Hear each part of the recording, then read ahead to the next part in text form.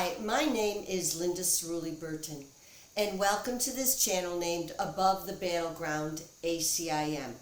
So recently, I found judgment calls that I was making come back to me, and I am dearly committed to seeking the peace of God, which means that judgment to destroy, judgment to make you wrong and me oh so right, is something that has to be dealt with. And so a couple of episodes occurred very recently, and I thought I should share. Above the Battleground is based on the teachings of a spiritual self-study path known as A Course in Miracles. Last year, I really committed to going much deeper with this path and thought that maybe by sharing some of the insights, some of the lessons, that it would then go deeper within me and maybe be of some benefit to you. So the word karma, a lot of us are familiar with that term, and it really came into the Western lexicon in the 20th century when Hinduism and Buddhism really came into the Western world, the advent into the Western world.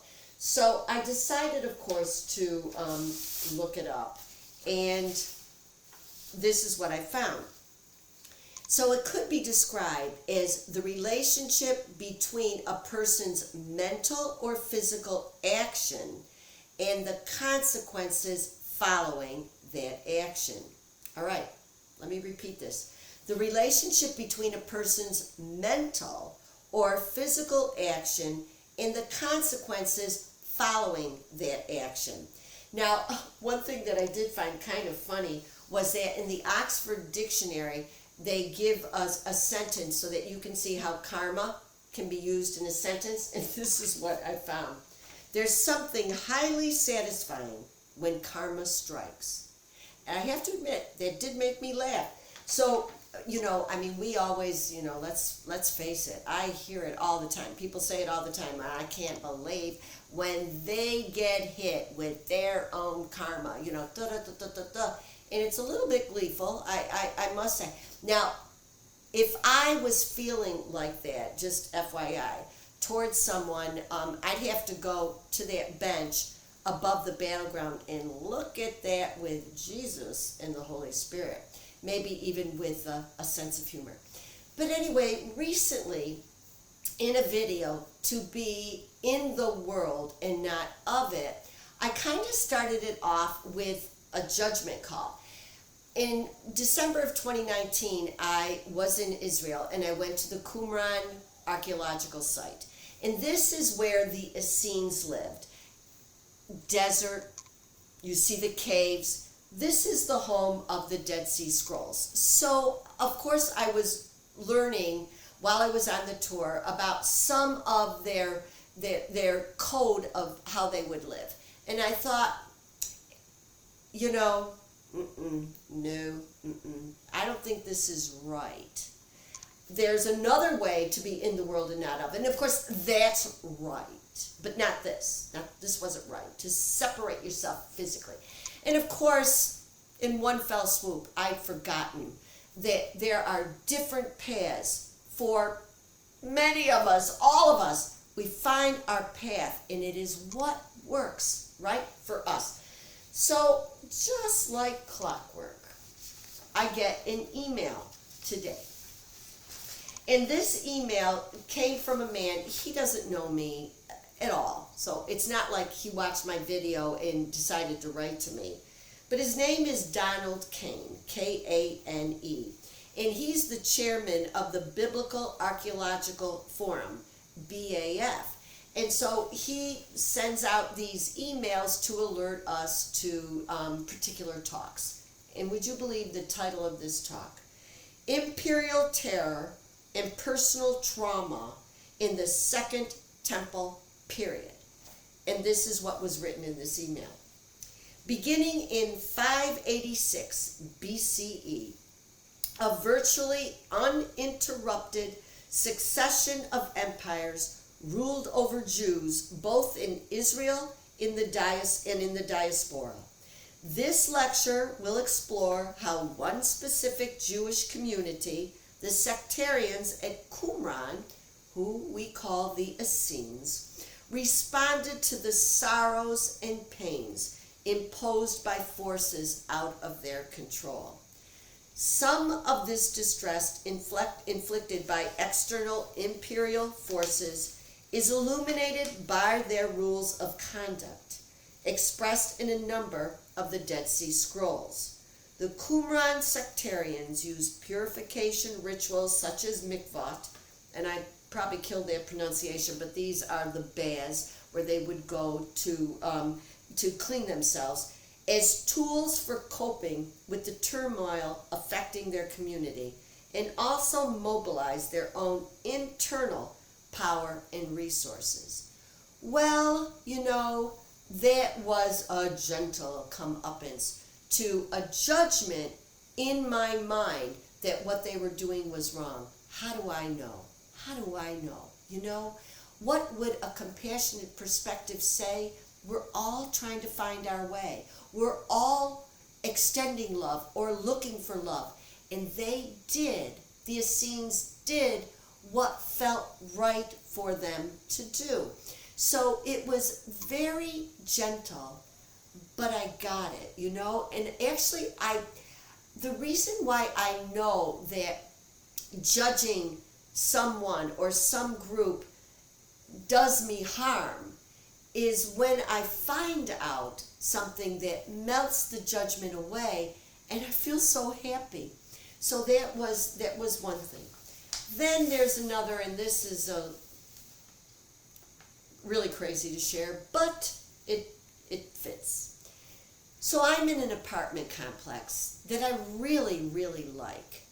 And there's a bunch of us that have become friends. I mean, it's just really nice. So you know how there's locations where people bring their little children, and my little child meets your child, and then we become friends through the children. Well, in this apartment complex, it's dogs, okay? Everybody has a dog. And you do reach a point here where you know the names of the dogs, and you don't even know the names of their owners, but the dogs, yes. So anyway, what I've been noticing lately, and of course I'm not the only one, is that there's a lot of dog waste, a lot more than normal, it seems.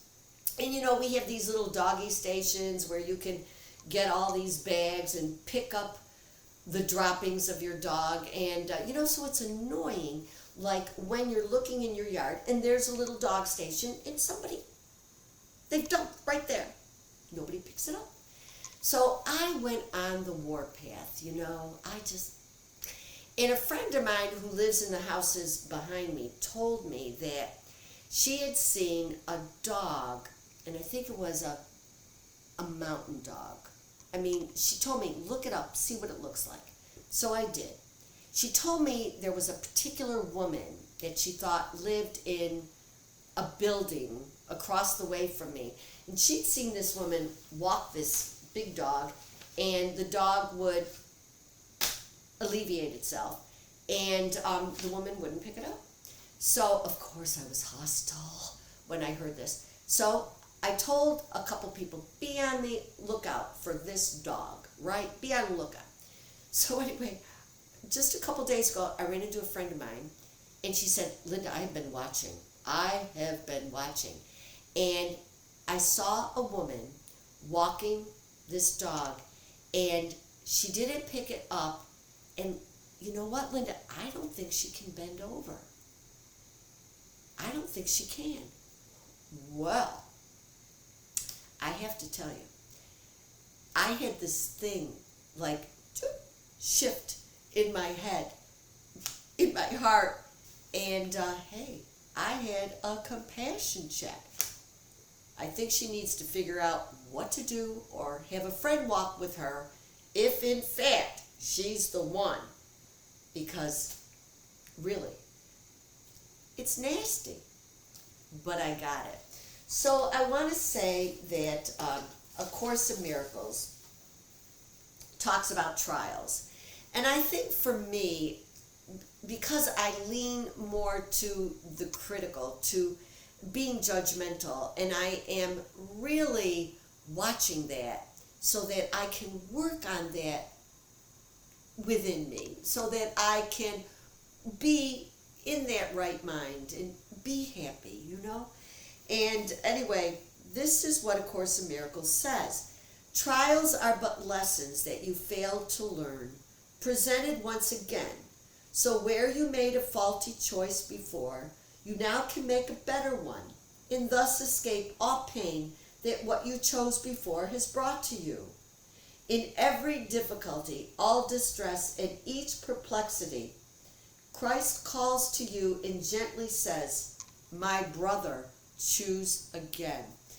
So for me, these judgment calls, judgment to destroy, judgment that makes me superior, makes me special, but makes you wrong, really, really wrong, and separates us from each other.